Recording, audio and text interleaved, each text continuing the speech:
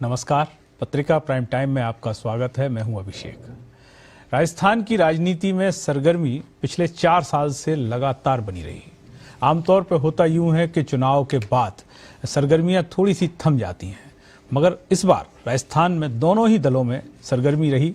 हम कह सकते हैं कि वर्तमान की राजनीति का अब यही तरीका है कि हर कोई महत्वाकांक्षी है, सबको पद चाहिए, सबको सिंहासन चाहिए। चुनाव अब आने वाले हैं राजस्थान में, 11 महीने अब लगभग शेष हैं।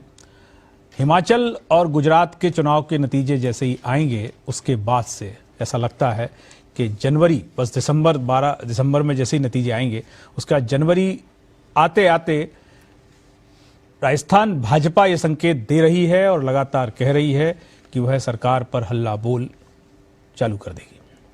हमलावर तो है राजस्थान में भारतीय जनता पार्टी वर्तमान कांग्रेस सरकार पर, लेकिन दोनों तरफ खेमेबाजी इतनी ज्यादा है, गुटबाजी इतनी ज्यादा है कि वो जैसे तैसे करके अपने आप को मोबिलाइज करते हैं और ढाक के तीन पात हो जाते हैं। जैसे भारत जोड़ो यात्रा चल रही है कांग्रेस की, अब उसके जो लाभ हैं वो लगभग कांग्रेस की हर यूनिट को जाने चाहिए, हर राज्य में। हम राजस्थान की तरफ देखें, 3-4 दिसंबर को राजस्थान में भारत जोड़ो यात्रा आएगी, लेकिन राजस्थान कांग्रेस जो है उसके मंत्री ही लगातार अपनी सरकार पर हमला बोले हुए हैं। प्रताप सिंह खाचरियावाद से वर्तमान में बात शुरू हुई। उन्होंने कहा कि अफसरों की एसीआर भरने का मंत्रियों को मौका ही नहीं मिल रहा है। उसके बाद दिव्या मदेरणा ने, जो विधायक हैं कांग्रेस की, उन्होंने समर्थन कर दिया। राजेंद्र सिंह गुड़ा, वो भी मंत्री हैं, उन्होंने तो एक कदम आगे जाके कह दिया कि भाई हालात ये हैं कि कांस्टेबल के तबादले तक जो हैं वो मुख्यमंत्री करते हैं। उन्होंने कहा डीजीपी वही बनाएंगे, कांस्टेबल के तबादले भी वही करेंगे, मंत्रियों के पास कोई पावर नहीं है और सेंट्रलाइज्ड है पावर। अब भारतीय जनता पार्टी को मौका कांग्रेस निश्चित रूप से दे देती है। भारतीय जनता पार्टी के जो प्रभारी हैं अरुण सिंह, राजस्थान में थे, जयपुर में थे, उन्होंने कहा कि जब राहुल गांधी भारत जोड़ो यात्रा लेकर राजस्थान में आएंगे तो हम उनसे पूछेंगे कि उन वादों का क्या हुआ। किसान कर्ज माफी, आपको याद हो, 1, 2, 3, 4, 5, 6 कहा गया था, 10 की गिनती नहीं गिन पाएंगे तब तक किसानों का कर्ज माफी हो जाएगी। बहुत सारी चीजें हैं। तो आज की चर्चा इसी पर है कि क्या राजस्थान में अब चुनावी गर्माहट एक तरीके से शुरू होने वाली है, क्योंकि लेकिन दोनों तरफ की खेमेबाजी जो है वो उस गर्माहट को ठंडा कर देती है तत्काल। तो हम अपने मेहमानों से आपका परिचय कराएं, उसके पहले आपको सुनवाते हैं। आज एक और महत्वपूर्ण शख्स शहर में थे, विभाकर शास्त्री, कांग्रेस के नेता हैं, जो राजस्थान में भारत जोड़ो यात्रा के प्रभारी हैं और प्रियंका गांधी के सलाहकार भी कहे जाते हैं।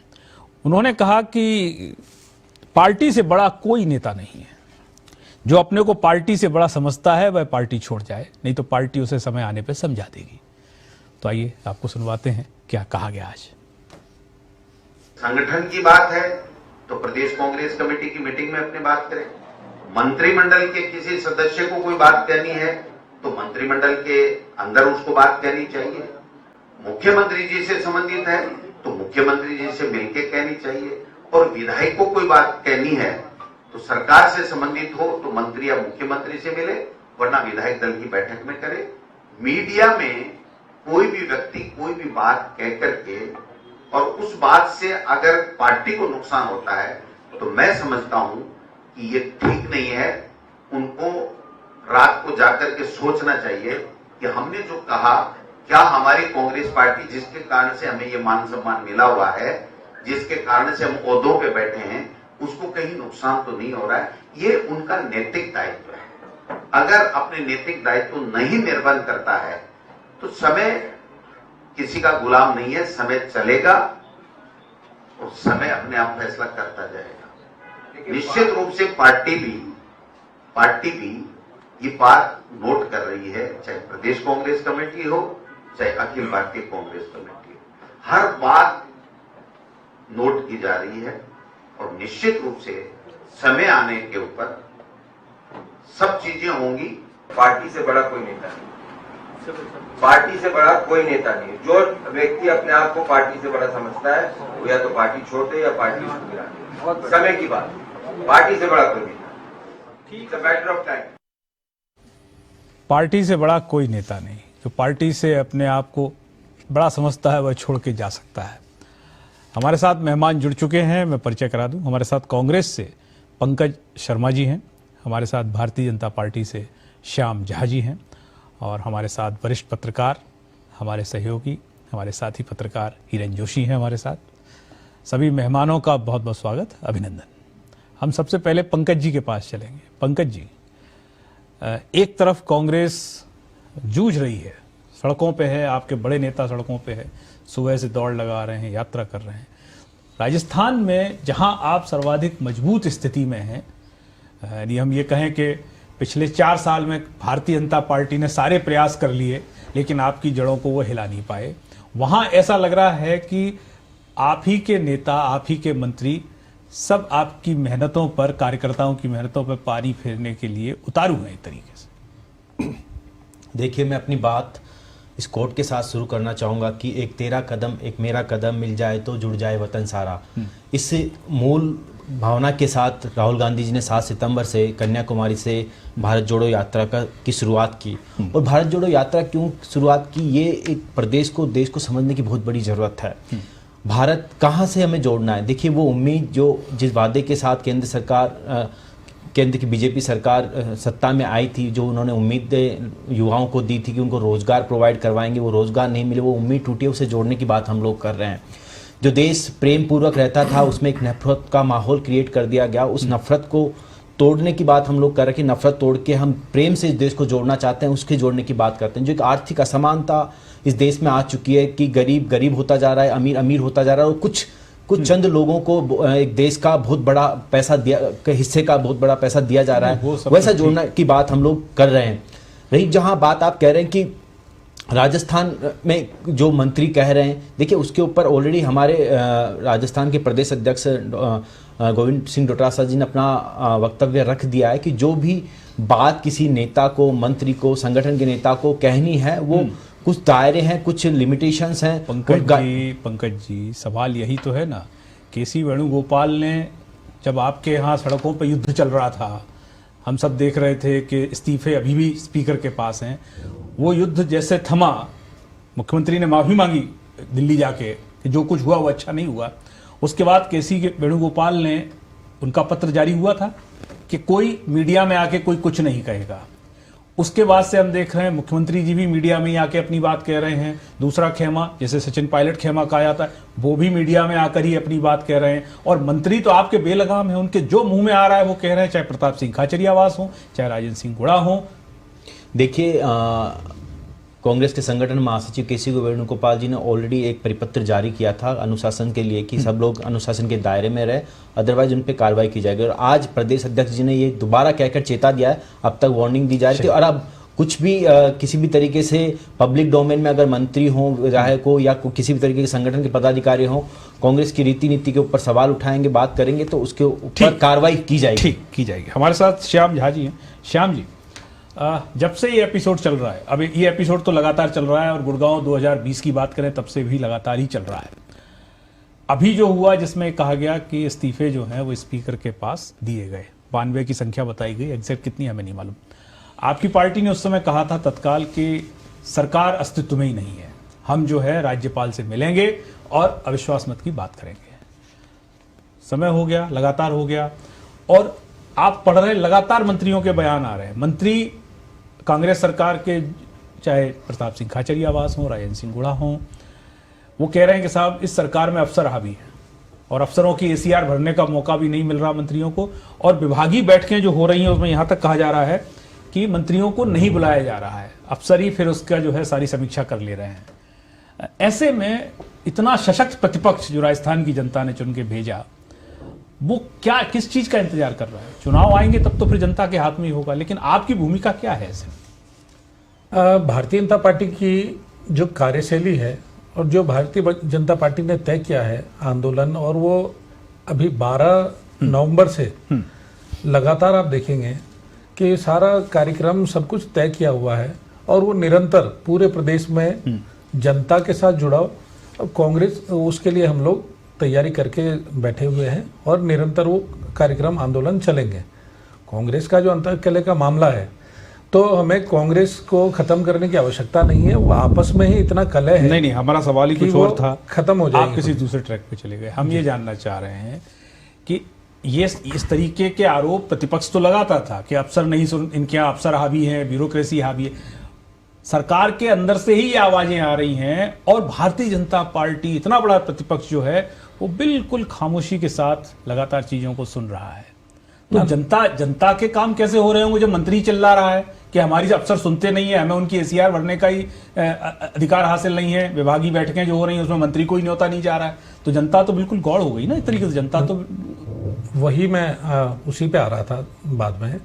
जिस प्रकार से आपने बोला कि भारतीय जनता पार्टी की जो कार्यशैली है और जो अपना जो प्लानिंग है और जो बनाया हुआ व्यू रचना जो भी उस पे ट्रैक पे कंटिन्यू चालू है भारतीय जनता पार्टी का काम।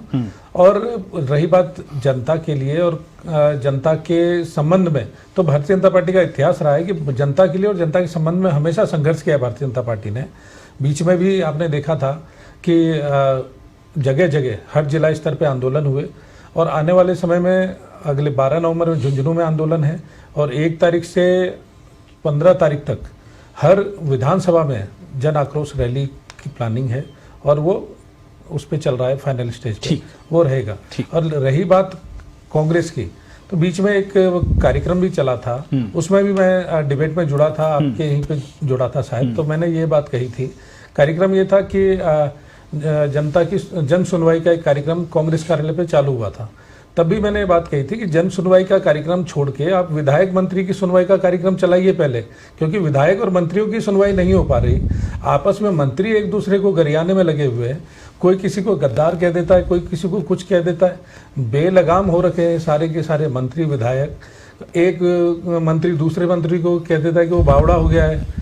तो इस तरह की जो भाषा है वो जनता के बीच में जाती है, तो जनता में बड़ी निराशा होती है कि हमने क्या, इसलिए जनता में निराशा तो है ही, जनता में निराशा इस बात से भी है कि इतना सशक्त प्रतिपक्ष, या तो आपकी स्थिति जैसे केंद्र में प्रतिपक्ष की उस तरीके से होती कि कांग्रेस की संख्या कम है, बाकी पार्टियों की भी संख्या कम है, आप जो हैं इतना सशक्त प्रतिपक्ष जो सड़क से लेके सदन तक दोनों को हिलाने में सक्षम है, मगर इतने दिन होने को आए ना तो आप ये पूछ रहे हैं कि उन इस्तीफों की स्थिति क्या है, क्या इस्तीफे वापस ले लिए गए, और मंत्री जो कह रहे हैं उसको लेके भी आप खामोशी इख्तियार किए हुए हैं। आप हल्ला बोल करेंगे, आप आंदोलन छेड़ेंगे, आप आक्रोश रैली चलाएंगे, प्रचार रथ भेजेंगे, वो तो चुनाव जीतने का तरीका होगा, तब दोनों पार्टियां करेंगी।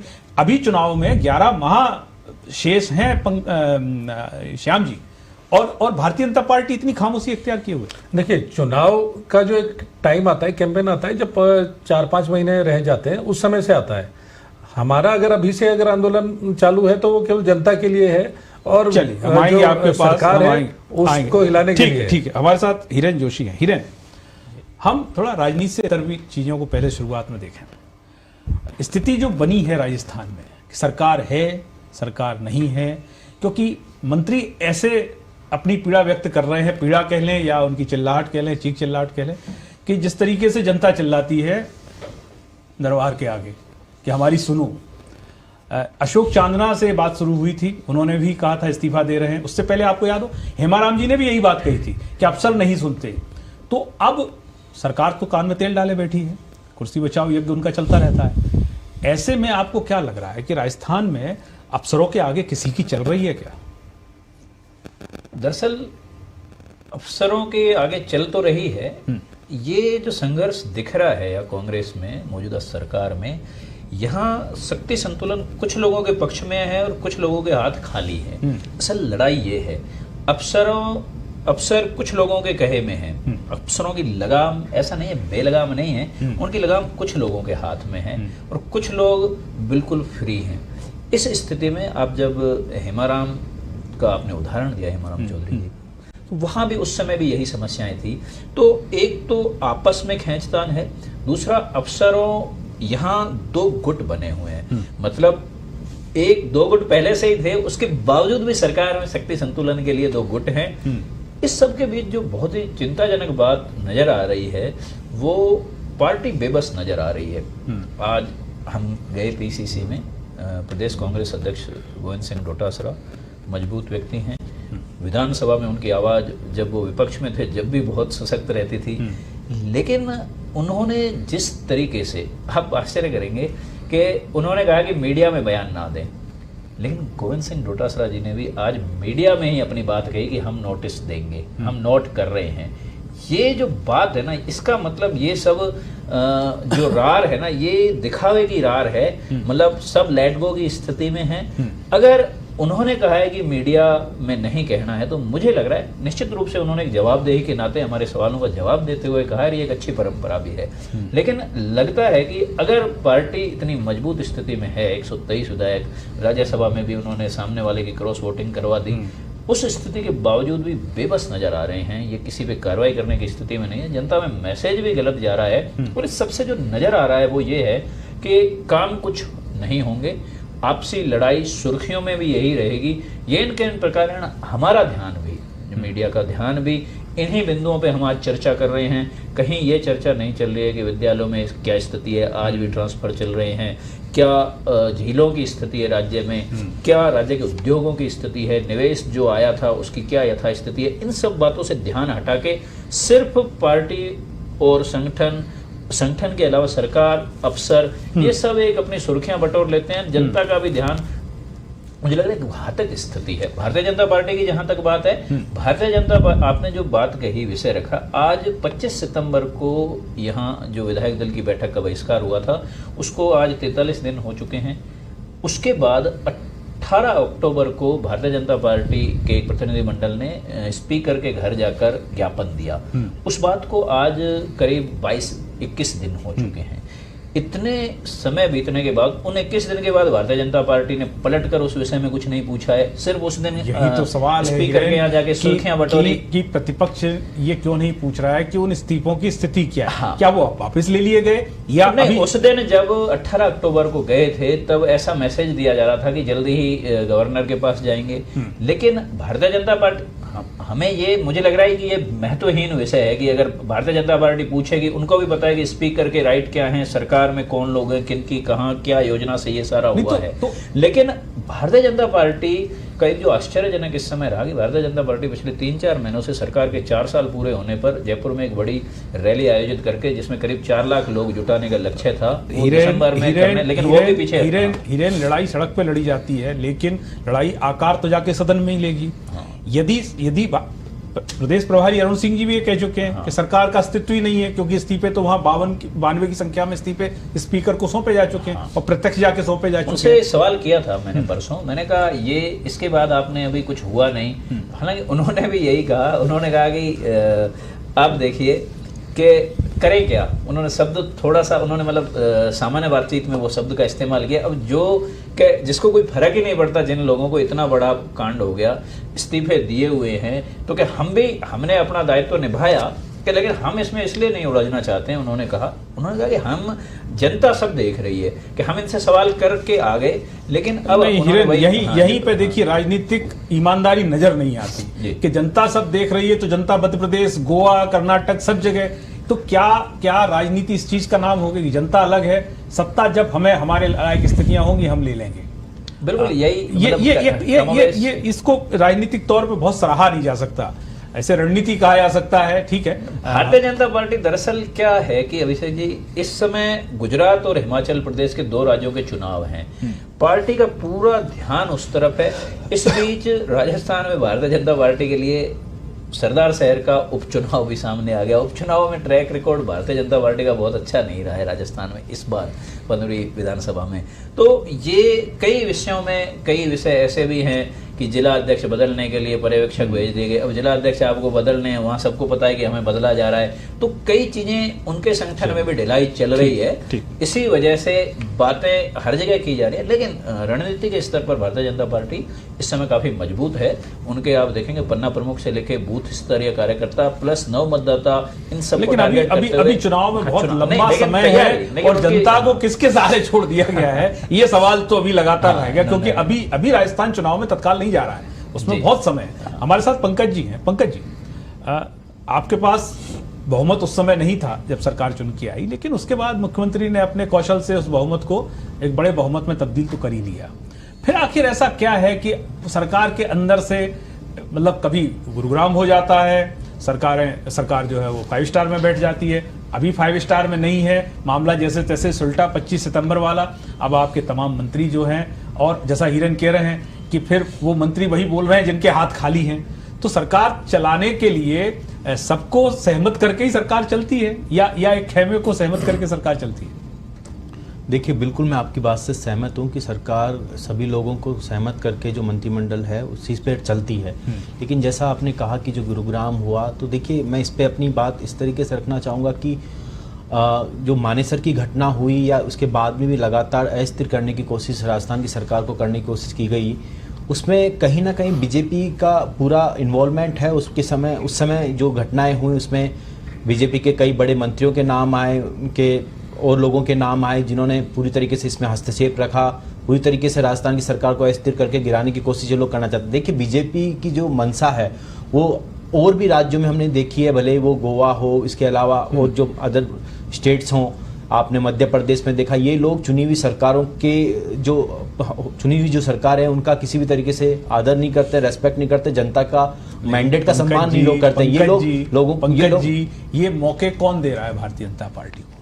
देखिए, यदि हम भारतीय जनता पार्टी से सवाल कर रहे हैं कि आप सदन में लाइए विश्वास मत, देखिए लेकिन आप लोग ही तो मौके दे रहे हैं ना इनको। वो तो इंतजार में बैठे हैं और कल फिर आप चिल्लाएंगे जब वो अपना काम करना देखिए, शुरू करेंगे। मौके नहीं दे रहे हैं। इसमें हो क्या रहा है कि भारतीय जनता पार्टी अपने सारी संस्थाओं का आज जो हमारी भारत जोड़ो यात्रा है वो इसी संदर्भ में है कि जिस तरीके से इन्होंने संस्थाओं को खत्म किया है, जिस तरीके से संस्थाओं का दुरुपयोग कर रहे हैं लोग, भले ईडी हो, सीबीआई हो और जो संस्थाएं हैं, इनकम टैक्स हो, इन लोग, ये जो विपक्षी पार्टी के नेता हैं, जो सरकारों में जो विधायक है, मंत्री है, उन लोगों को इन चीज़ों से डरा कर, धमका कर, उन चीज़ों का दुरुपयोग कर करके ये अब दूसरे प्रदेशों में, राजस्थान प्रदेश में इन्होंने सरकार गिराने का काम किया है, सरकार को गिराने की मंशा जाहिर की है, जो हमने मानेसर में भी देखा। उसके बाद में इन लोगों ने कई बार ऐसे करने की कोशिश की।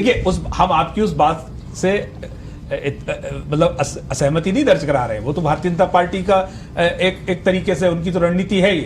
लेकिन इन सब चीजों की अभी तक 4 साल हिरन बैठे हैं, राजस्थान में तो कम से कम भारतीय जनता पार्टी कांग्रेस को कमजोर नहीं कर पाई, चाहे कितने भी प्रयास रहे हों, ऑपरेशन लोटस और ये तमाम। लेकिन आप लगातार उन्हें मौका दे रहे हैं कि वो कुछ आपके लिए करें। तो क्या वाकई में मतलब आप इतने एक तरीके से असहाय हैं इस समय? देखिए, किसी भी तरीके की कोई असहायता इस तरीके से नहीं है। राजस्थान की सरकार लगातार विकास के कार्य कर रही है, जनहित के कार्य कर रही है। आपने देखा होगा राजस्थान की एक अकेली सरकार है जिसने 90% घोषणा पत्र में जो वादे किए थे उन्हें कंप्लीट करने का काम किया। और जहां तक आप बात करो कि ये बीजेपी वाले लोग कह रहे हैं, तो बीजेपी वाले लोग तो सिर्फ माहौल बनाने के लिए, इनके जिस समय मानेसर की घटना हो उस समय भी गुलाब चंद कटारिया जी ने स्टेटमेंट दिया था, आज भी किसी नेता ने इनके स्टेटमेंट दिया कि इतनी सरकार चलेगी नहीं। ये लगातार पिछले 4 सालों से ये लोग ये बोलते रहे कि सरकार नहीं चलेगी। तो ये सरकार नहीं चलने का जो स्टेटमेंट दे रहा है, इसके पीछे उनकी मंशा जाहिर होती है कि वो लोग किस तरीके की प्लानिंग कर रहे हैं। बहुमत की सरकार तो तब तक चलती है जब तक कि अगला चुनाव नहीं आ जाता। लेकिन सरकार को कसौटी पे कसने के लिए कुछ बिंदु होते हैं, जिसमें लॉ एंड ऑर्डर होता है, जिसमें आपकी अर्थव्यवस्था होती है, जिसमें महंगाई होती है, बेरोजगारी होती है। उन बिंदुओं पे जब वर्तमान सरकार को कसते हैं, और प्रशासनिक चुस्ती, प्रशासनिक मशीनरी पे आपका कितना प्रभाव, उस पर भी आप एक तरीके से सामने आपके मंत्री पोल खोलते नजर आ रहे हैं। बहरहाल वक्त एक ब्रेक का है, ब्रेक के बाद लौटेंगे तो ये चर्चा जारी रहेगी, कहीं मत जाइएगा। हाजिर होते हैं ब्रेक के बाद।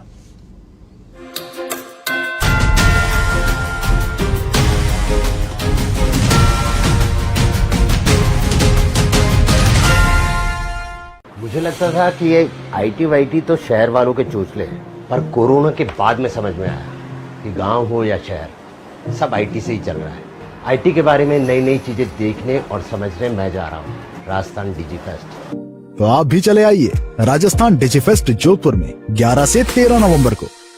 सुनो जी, अपना एक प्लॉट ले लेते। जयपुर में कहाँ है अच्छी लोकेशन के प्लॉट? है ना, JTL आई है शहर की बेस्ट लोकेशन पर भूखंडों की ई-नीलामी, जिसमें अनुपम विहार, विद्याधर नगर, आनंद लोक योजना, न्यू आनंद लोक गोदाम योजना, Rohini Nagar, new Atish market, west way heights JDA योजना, लाल कोठी योजना, SMS hospital underpass, APJ Abdul Kalam Nagar, new Atish market विस्तार योजनाओं जैसी प्राइम लोकेशन पर विभिन्न साइजों के आवासीय, व्यवसायिक, मिश्रित व दुकान उपयोग के लिए भूखंड ई-नीलामी के माध्यम से उपलब्ध है। भुगतान के लिए लगभग 1 वर्ष तक का समय मिलेगा और एक मुश्त भुगतान पर 2% की छूट ई-नीलामी JDA द्वारा नवंबर माह में की जा रही है। अधिक जानकारी के लिए कॉल करें 9462569696 पर। I'm always looking for bright and young software professionals for my company. इसलिए मैं जा रही हूँ राजस्थान डिजी फेस्ट। तो आप भी चले आइए राजस्थान डिजिफेस्ट जोधपुर में 11 से 13 नवंबर को।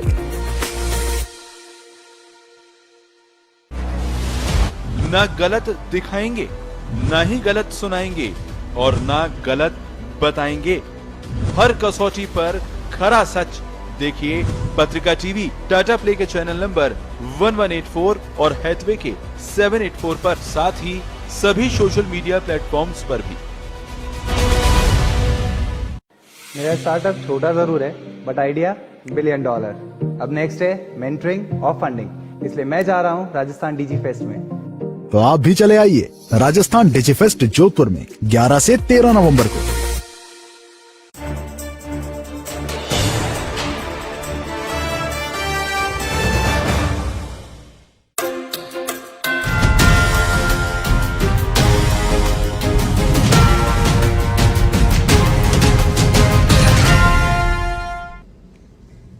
ब्रेक के बाद आपका स्वागत है। आप देख रहे हैं पत्रिका प्राइम टाइम। हमारे साथ पंकज शर्मा जी हैं। पंकज जी, लगातार ये बात आ रही है कि बहुमत की सरकार है ना, कि एक अच्छी खासी संख्या है, उसके बावजूद ये सरकार इतनी असहाय क्यों नजर आ रही है?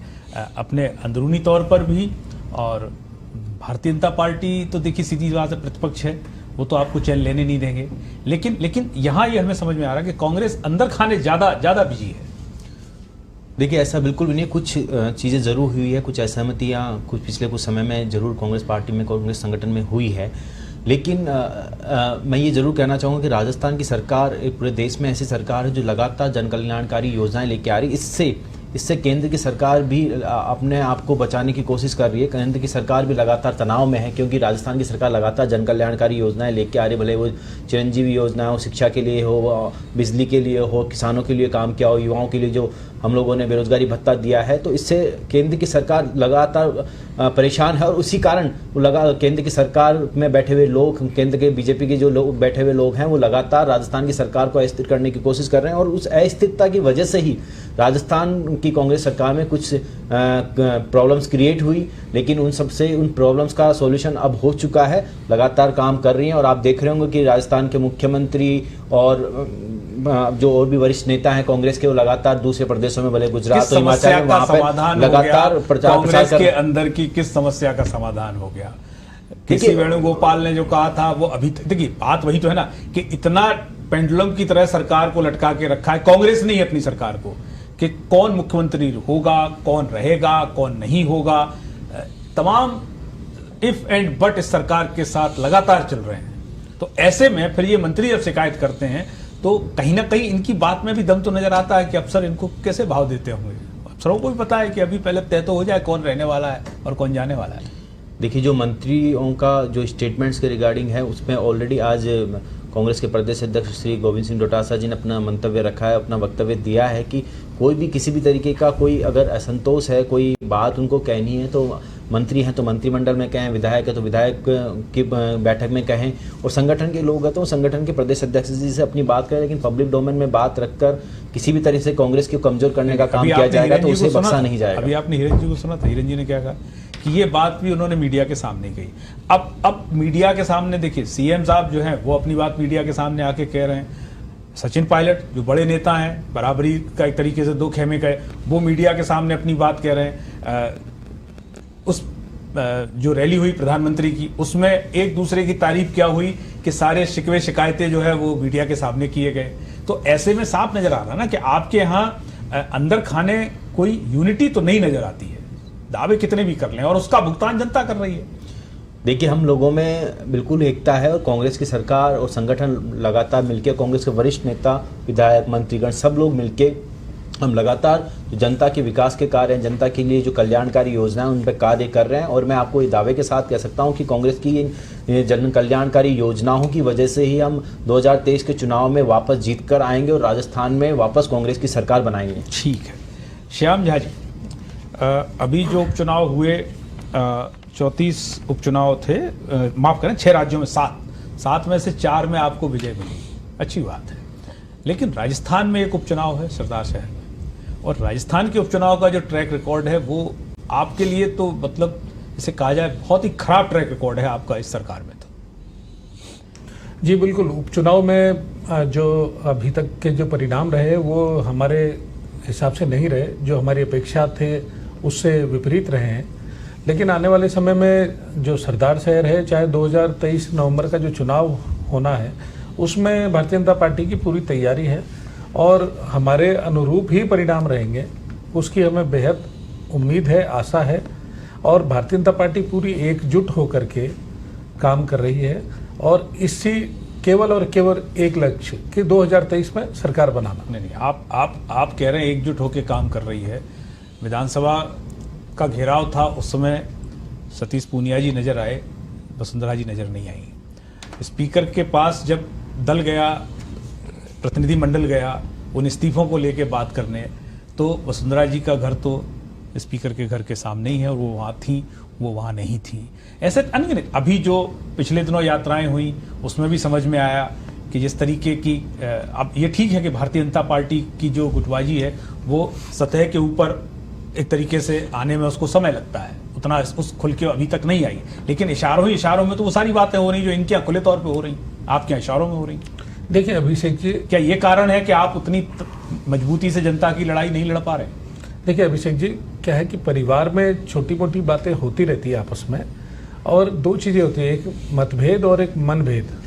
मतभेद परिवार में भी हो सकते हैं, उसको सुलझाया जा सकता है, लेकिन परिवार की जो लड़ाई है, परिवार का जो विवाद है, परिवार में ही खत्म हो जाए, वो एक अच्छी बात है। परिवार की लड़ाई मोहल्ला देखे और दुनिया देखे और रोड पे हो रही हो, वो एक बहुत ही खराब बात है। भारतीय जनता पार्टी में हो सकता है वैचारिक कुछ मतभेद होंगे आपस में, लेकिन वो मिटा लिए जाएंगे। और बीच बीच में ऐसा हुआ भी है कि हम इसलिए सवाल बार बार कर रहे हैं कि यदि हम ऐसे देखें कि साथ वो कह रहे हैं कि सरकार हमारी बढ़िया चल रही है, तमाम जन कल्याणकारी योजनाएं हमने परोसी हैं, अच्छी बात है। आप कह रहे हैं कि साहब हम विरोध करते हैं, यानी सिंबॉलिकली विरोध तो आप करते ही हैं, सड़क पे आते हैं, 2-2.5 घंटे का प्रदर्शन और फिर घर के अंदर।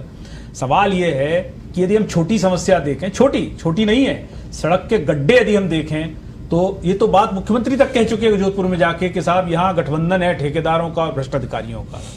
यदि हम बड़े लेवल की समस्याएं देखें तो बेरोजगारी का आलम क्या है, 23.8%। राजस्थान एक बहुत बड़ी आंकड़े के साथ में खड़ा हुआ है। महंगाई, यहाँ सबसे महंगा पेट्रोल बिक रहा है, सबसे पेट्रोल डीजल। आप तमाम मुद्दे हैं। अभी जैसे हिरन कह रहे थे कि स्कूलों की स्थिति क्या है, टीचरों की स्थिति क्या है, अभी तक एक स्पष्ट नीति नहीं आई। तो उस लेवल पे आप कहीं इन्हीं की तरह बेबस नजर आते हैं क्योंकि आपके अंदर खाने एकता नहीं है, इसलिए? ना ऐसा नहीं है अभिषेक जी, अंदर खाने पूरी एकता है और भारतीय जनता पार्टी एक परिवार है। अगर अंदर खाने एकता नहीं होती तो हमारे यहाँ भी रोड पे दिखाई देती। ठीक है, परिवार में हो जाता है, छोटा मोटा अगर मतभेद होता है आपस में मिटा लिया जाता है। और रही बात हमारे यहाँ की, जिस प्रकार से आप बता रहे हैं, मुख्यमंत्री जी अगर खुद अगर बोलते हैं कि गड्ढे हैं और मिली भगत है, उन्होंने शिक्षकों के एक कार्यक्रम में पूछा क्या आपको रिश्वत देनी पड़ती है, और सभी शिक्षकों ने हाँ करके जवाब दिया। तो ऐसी चीजें जो खुद गहलोत साहब अगर इस तरह की बात करते हैं तो किसके लिए करते हैं? वो उनको मुखिया किस लिए बनाया है, चुन के किस लिए भेजा है? तो बेबसी किसको दिखाना चाहते हैं?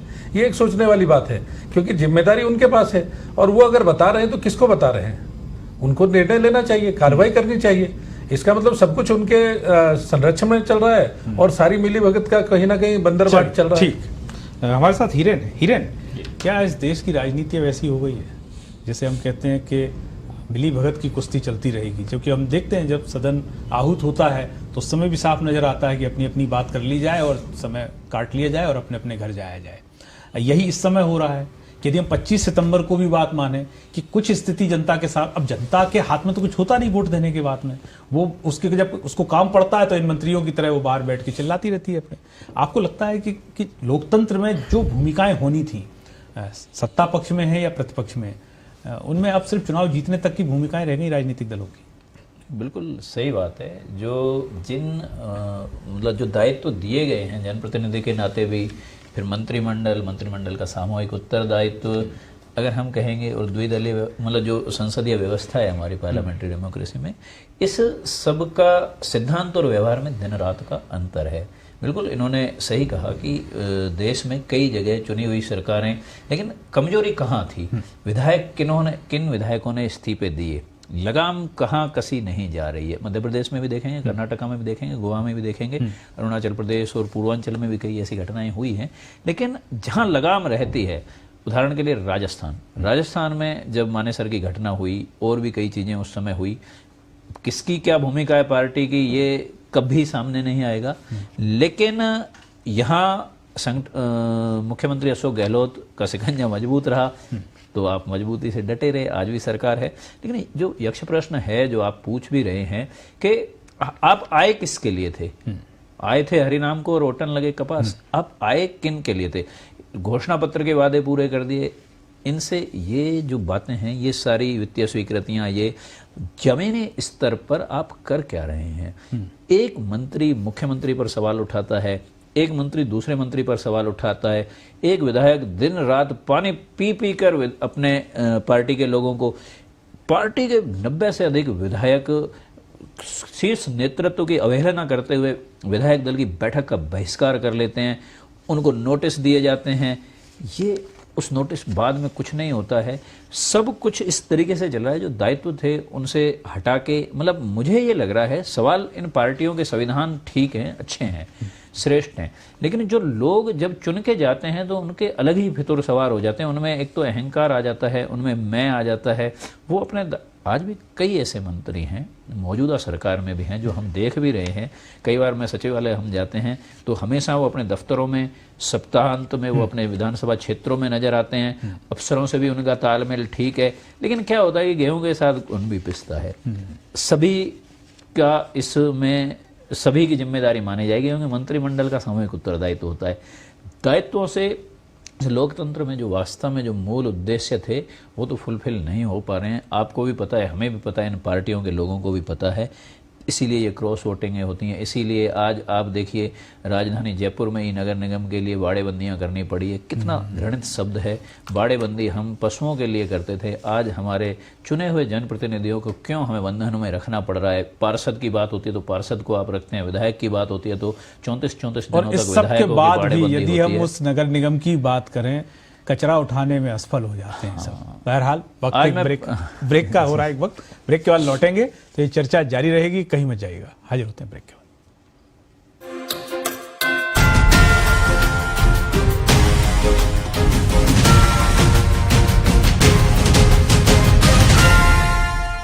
मुझे लगता था कि ये आईटी वाईटी तो शहर वालों के चोचले हैं, पर कोरोना के बाद में समझ में आया कि गांव हो या शहर, सब आईटी से ही चल रहा है। आईटी के बारे में नई नई चीजें देखने और समझने मैं जा रहा हूँ राजस्थान डिजी फेस्ट। तो आप भी चले आइए राजस्थान डिजी फेस्ट जोधपुर में 11 से 13 नवंबर को। ना गलत दिखाएंगे, ना ही गलत सुनाएंगे और ना गलत बताएंगे। हर कसौटी पर खरा सच देखिए पत्रिका टीवी, टाटा प्ले के चैनल नंबर 1184 और हैथवे के 784 पर, साथ ही सभी सोशल मीडिया प्लेटफॉर्म्स पर भी। I'm always looking for bright and young software professionals for my company. इसलिए मैं जा रही हूँ राजस्थान डिजी फेस्ट। तो आप भी चले आइए राजस्थान डिजी फेस्ट जोधपुर में 11 से 13 नवंबर को।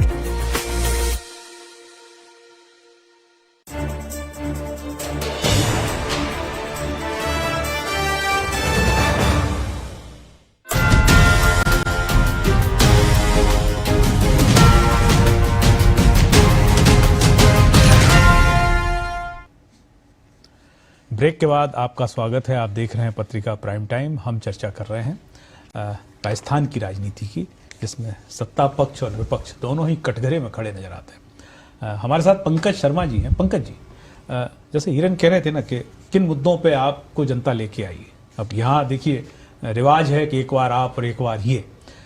भ्रष्टाचार के खिलाफ जम के उस समय हम भाषण भी याद करें और आपके कि ये सरकार भ्रष्ट है, इसको बदलना है, आपने बदल दिया।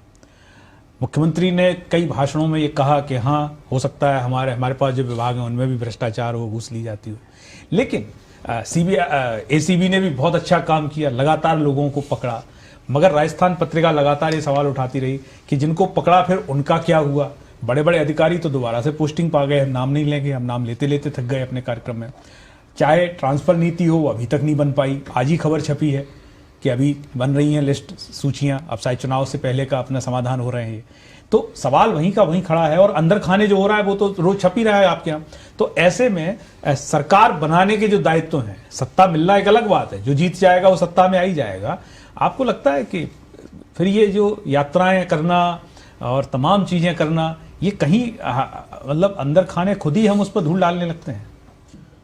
देखिए, ऐसा बिल्कुल भी नहीं है। सरकार और सत्ता, आप बिल्कुल, मैं कुछ पॉइंट्स पे आपकी बात से सहमत होऊंगा कि सरकार और सत्ता बनाने का मतलब एक तरीके से लास्ट आखिरी कतार में बैठे व्यक्ति का पूरी तरीके से विकास करना है। और मैं आपको पूरे दावे के साथ कह सकता हूं कि कांग्रेस की सरकार लगातार ये कार्य कर रही है। कांग्रेस की सरकार इन्हीं मुद्दों के साथ, जिन मुद्दों के साथ सरकार में आई, सत्ता में आई, भले वो किसानों का बिजली का बिल माफ़ करना हो, वो भले किसानों का कर्जा माफ़ करना हो, भले युवाओं को रोज़गार देने की बात करनी हो, इसके अलावा स्वास्थ्य को जो इंफ्रास्ट्रक्चर उसे बिल्ड करना हो, या भले चिरंजीवी योजना जैसी हो, शिक्षा का मॉडल भी आप देखेंगे स्कूल हम लोगों ने खोली है। इसके अलावा बच्चा बाहर फॉरेन भी अगर पढ़ना चाहे तो वो राजीव गांधी जैसी योजनाएं हम लोग लेके आए। तो हर वर्ग को हम लोगों ने ध्यान में रखा और हर वर्ग का विकास करने की कोशिश पूरी तरीके से की है।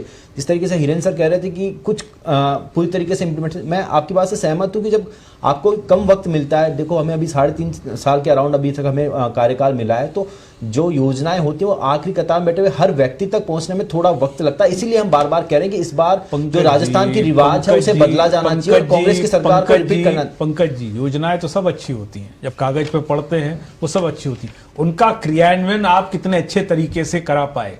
निःशुल्क दवा योजना जिसकी सारी दुनिया में सराहना हुई, लेकिन जब उसकी हकीकतें हम देखते हैं तो समझ में आ जाता है। अभी चिरंजीवी योजना की भी जब परत दर परत खोलते हैं, आप राजस्थान पत्रिका पढ़ा गई है, आपको समझ में आ जाएगा। हम ये नहीं कह रहे कि योजना खराब, योजना सब अच्छी है यदि उसे ठीक से लागू किया जाए। अब देखिए, इन योजनाओं के इतर आप आइए, कानून व्यवस्था, लॉ एंड ऑर्डर कोई चीज है? किसी एक की भी जान जाए तो फिर सरकार होने का क्या मतलब? स्थिति यह है कि जालौर में एक बच्चे की जान इसलिए चली गई क्योंकि उसने, दलित बच्चे की, कि उसने पानी के मटके को छू लिया था। अभी जोधपुर, ये मुख्यमंत्री का गृह जिला, आज की खबर है कि एक की हत्या इसलिए कर दी गई, वो एक पानी के टांके से अपना मटका भर लाया था। छोटी छोटी खबरें हैं और हम उनका तो जिक्र ही नहीं कर रहे, जिनका सरेआम मोबाइल छुड़ा ले जाए, पर्स छुड़ा ले जाए और सड़क पर वो घायल डला रहे। बाइक चोरी हो जाए, थाने में आप चले जाइए, थानेदार हंसता रहेगा, सुन ले आपकी, अच्छी बात है। तो आप और ये शिकायत देखिए आप ही के नेता करते हैं आके कि साहब जो है कांस्टेबल का तबादला भी मुख्यमंत्री कर रहे हैं, तो बात फिर वहां खत्म हो जाती है तरीके से।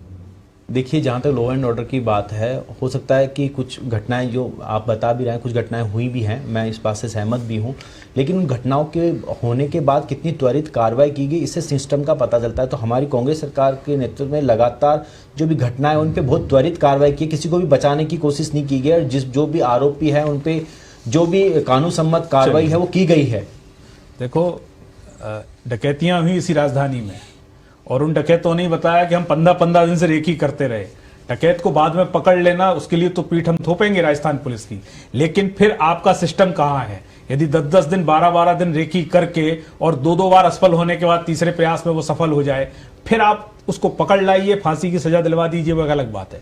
लेकिन अपराध को रोक लेना ही सबसे बड़ा व्यवस्था की सफलता होती है, सिस्टम की। हमारे साथ श्याम झा जी हैं। श्याम जी, कटघरे में प्रतिपक्ष बार बार हम उसको खड़ा करेंगे कि लॉ एंड ऑर्डर पे आप लोग खूब आग बबूला होते हैं कि ये देखिए रिपोर्ट आई है इसमें, ये इस पैमाने पे। लेकिन सवाल ये है कि आपकी गंभीरता, और गंभीरता वही समझ में आती है जैसे हिरन जी ने कहा कि सिर्फ 25 सितंबर से लेकर अभी तक आपका एक एक्शन दिखा है उन इस्तीफों को लेकर। देखिए, इस्तीफे वाली बात को लेकर के गंभीरता अलग है, बाकी जो लॉ एंड ऑर्डर के लिए हम लोग निरंतर आवाज उठाते रहे हैं। आज जिस प्रकार से हम देखेंगे प्रदेश में लगभग 11 हत्याएं डेली होती हैं और महिला अत्याचार पे प्रदेश भारत में नंबर 1 पे पहुंच गया है। तो इन चीजों को लेकर के हम निरंतर आवाज उठाते रहे, निरंतर आंदोलन करते रहे। थोड़ा सा एक सवाल को और थोड़ा सा आपके साथ क्लियर कर दूं। आवाज उठाना ठीक है, लेकिन ये ऐसा हो क्यों रहा है? पुलिस सुधार लागू कीजिए। जो आईओ है वही जो है रात की गश्त भी कर रहा है, वही वीआईपी के लिए सम्मान में भी खड़ा है। आपने इस तरीके का कोई सवाल इस सरकार के सामने उठाया कि माननीय सुप्रीम कोर्ट ने जो 7 बिंदु दिए हुए हैं कि आप इनको लागू करिए? आप सिस्टम को नहीं सुधारेंगे तो लॉ एंड ऑर्डर कैसे सुधरेगा?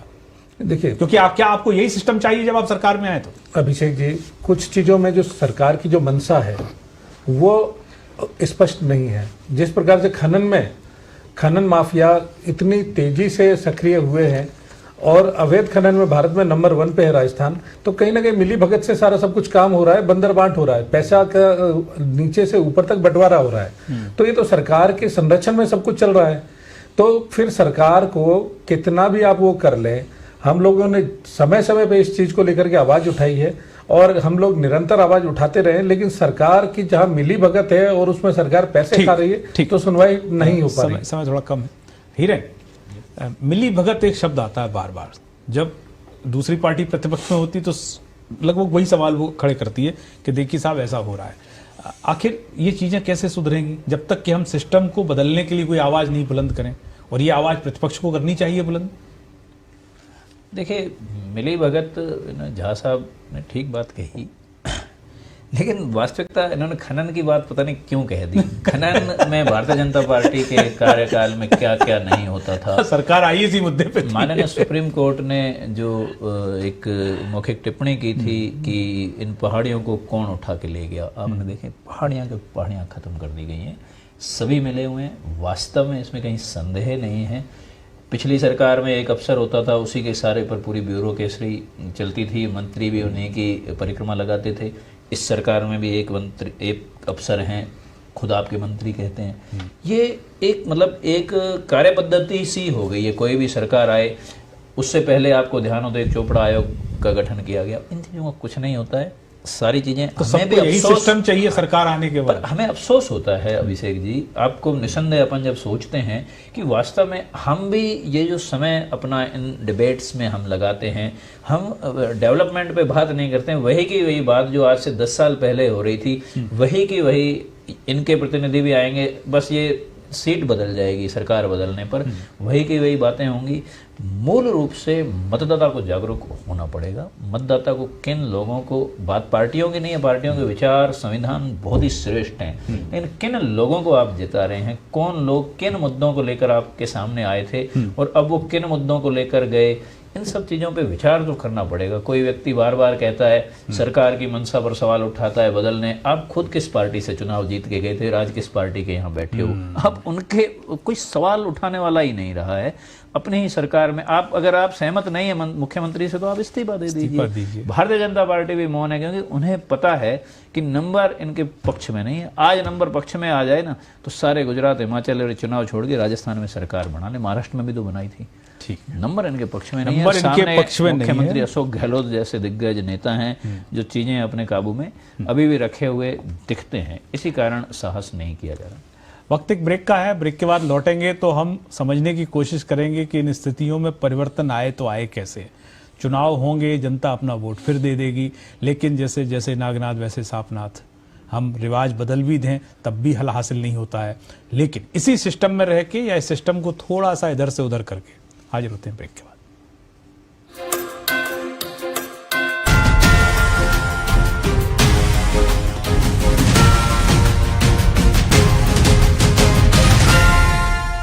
मैं सोचती थी आईटी सिर्फ इंजीनियर्स के लिए है, मेरी जैसी इतिहास के स्टूडेंट का आईटी से क्या काम।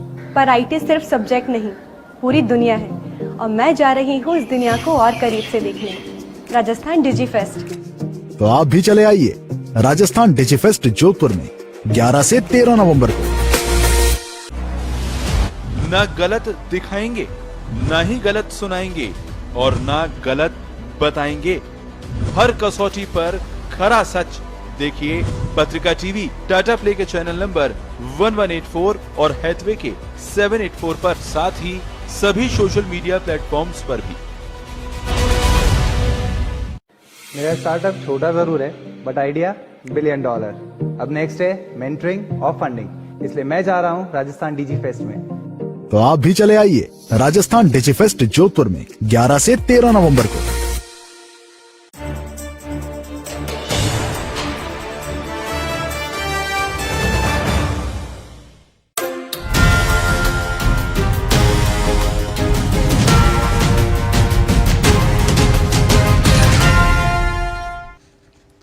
ब्रेक के बाद आपका स्वागत है। आप देख रहे हैं पत्रिका प्राइम टाइम।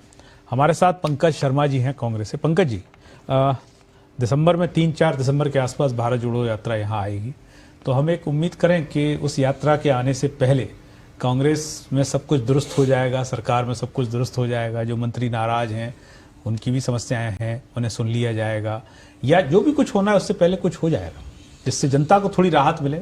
अभी हमें लगता है कि शिकायत करने जहाँ जाए वो खुद ही शिकायत लिए बैठे।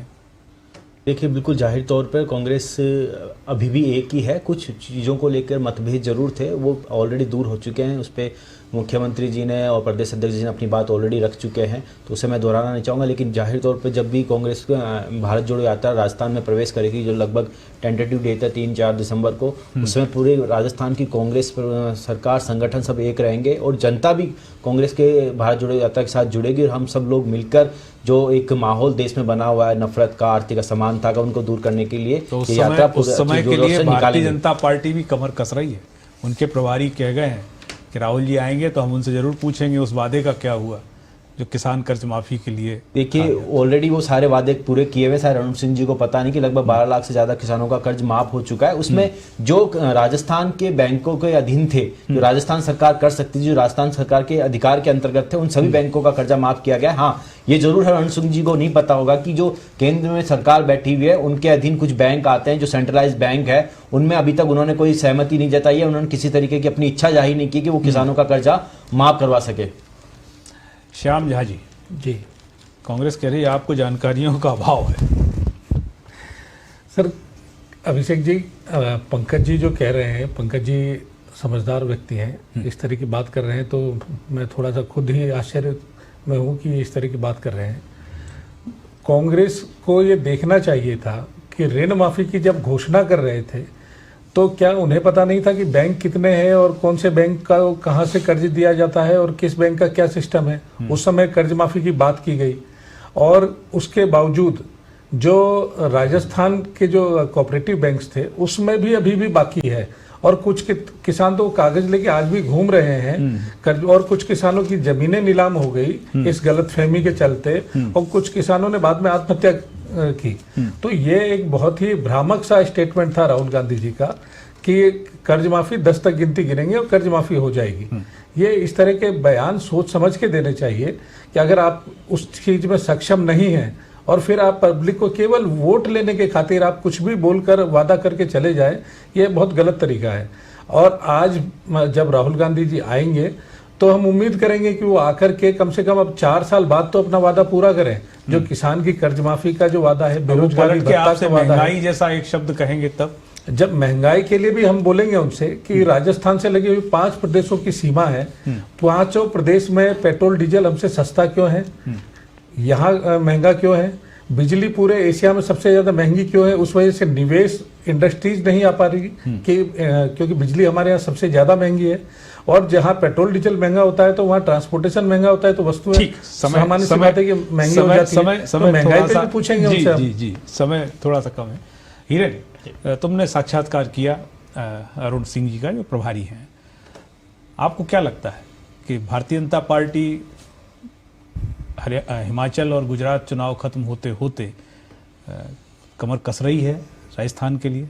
हाँ, इस पे तो कोई संदेह नहीं है। भारतीय जनता पार्टी की चुनावी मशीनरी बस शिफ्ट होनी है यहाँ। माउंट आबू में जो हवाई पट्टी पे प्रधानमंत्री नरेंद्र मोदी जी का आना, कुछ देर के लिए राजस्थान की जनता को नमन करना, उसके बाद मानगढ़ में राजकीय कार्यक्रम होना, ये धनुष की एक टंकार है।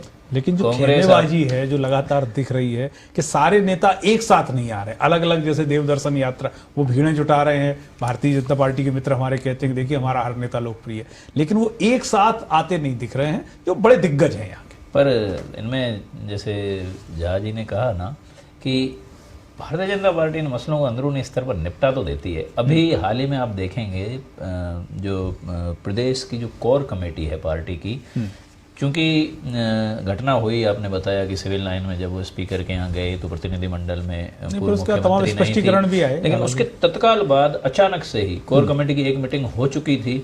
उसी 10-12 दिन के भीतर ही दिल्ली में सबको तलब किया गया। कोर कमेटी की दूसरी मीटिंग हुई दिल्ली में और उसमें केंद्रीय गृह मंत्री अमित शाह, भारतीय जनता पार्टी के राष्ट्रीय अध्यक्ष JP नड्डा, ये लोग शामिल हुए और जिनको जो जिस तरीके से कहना था शीर्ष नेतृत्व का स्पष्ट 2 टूक संदेश दिया गया।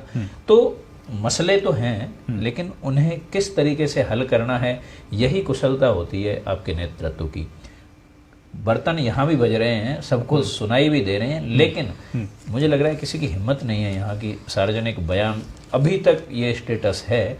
जिस तरीके से हो सकता है कांग्रेस कई बार कहते हैं कि हमारा आंतरिक लोकतंत्र लेकिन है। 2 राज्यों के नतीजे आएंगे जी, क्या उन राज्यों के नतीजे भी राजस्थान की अंदरूनी राजनीति को प्रभावित करेंगे? कांग्रेस और भाजपा करेंगे निसंदेह। अगर 2 राज्यों में, अगर एक बार के लिए हम अगर सोचते हैं कि इन दोनों राज्यों में, मतलब हाइपोथेटिकल अगर अपन मानेंगे, इन दोनों राज्यों में भारतीय जनता पार्टी का प्रदर्शन जो अपेक्षा की जा रही है उतना अगर नहीं होता है, तो हो सकता है कि पार्टी राजस्थान में जो विषय चल रहे हैं उन्हें एक प्लान बी के तहत विचार करे। ऐसा मतलब एक काल्पनिक बात कह रहे हैं, तो ये नतीजे तो दोनों राज्यों के, जैसे कल भी हमारी चर्चा हुई थी, मैंने बाद में संशोधन किया, गुजरात के नतीजे बहुत बड़ी चीजें तय करेंगे देश की। इसे साधारण नतीजा नहीं माना जाएगा। क्योंकि गुजरात और हिमाचल दोनों जगह, जैसे कांग्रेस की बात करें तो प्रभारी भी यहीं से भेजे गए। हाँ। तो हम कह सकते हैं कि चीजें बहुत गुथी हुई हैं आपस में। हाँ, दोनों जगह हैं, लेकिन कांग्रेस के लिए तो देखिए वही जो खोने के लिए वाली स्थिति है कि कांग्रेस प्रयास कर रही है और उन्हें उम्मीद भी है। हर बार उत्तराखंड में भी ये उम्मीद धराशायी हो चुकी है उनकी। तो हिमाचल प्रदेश में चूंकि मंडी उपचुनाव और 3 अन्य विधानसभा उपचुनावों से पार्टी उत्साहित थी, वहां कहीं न कहीं भारतीय जनता पार्टी के बागी अब चुनाव के नतीजे क्या होंगे ये तो हम नहीं कह सकते, लेकिन हम ये जरूर कह सकते हैं कि जो भी नतीजे आएंगे वही आएंगे जो जनता ने सोच रखा है। तो सभी मेहमानों का बहुत बहुत धन्यवाद इस चर्चा में भाग लेने के लिए। इटली के महान चित्रकार, मूर्तिकार एवं वास्तु शिल्पी लियोनार्डो दा विंची का कहना है, जो सदाचार का बीज बोता है वही सम्मान की फसल काटता है। तो चलते चलते आपको छोड़े आते हैं कार्टून ऑफ द डे के साथ। कल फिर मुलाकात होगी, बने रहिए पत्रिका टीवी के साथ। नमस्कार।